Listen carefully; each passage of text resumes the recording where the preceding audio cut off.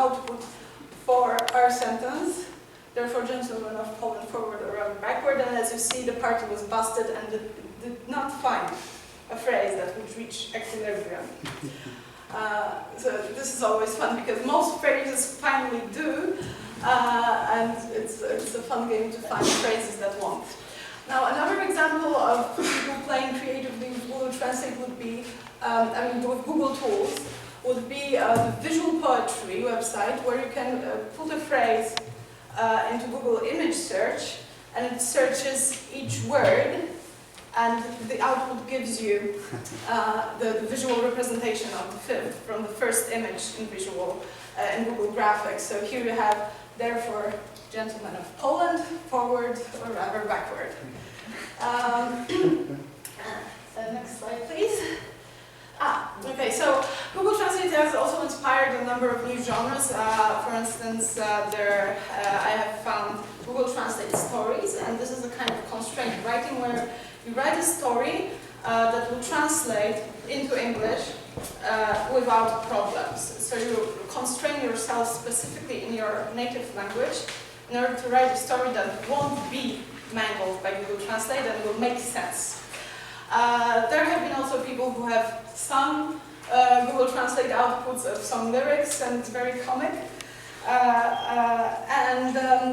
There's always a creative aspect to that. So I wanted to tell about the creative aspect behind our project. Now, the question I would like to ask in the beginning is, how is this a work of literature? And if it is a work of literature, who owns the copyright? Is it us? Is it the machine? Or perhaps it's the Google company? So I began with checking if we could actually do this. Similarly, as you did with Facebook, I read all the legal notices, and I'm pretty sure we could. But then I also checked read a bit about American copyright law, because I figured that if we had a lawsuit, that would be there. I found a notice on the website of the American Copyright Office, which regulates whether something will be protected by copyright or not. That it protects by copyright only things that are founded in the creative powers of mind. So it won't protect with copyright things that are offered by supernatural beings, by nature, by animals. Maybe you remember the famous case of the monkey selfie, and by machines. So as of now, the program itself also wouldn't be considered as an author, which leaves us, the people who pressed the button. And I would like to present my argument of how this was created.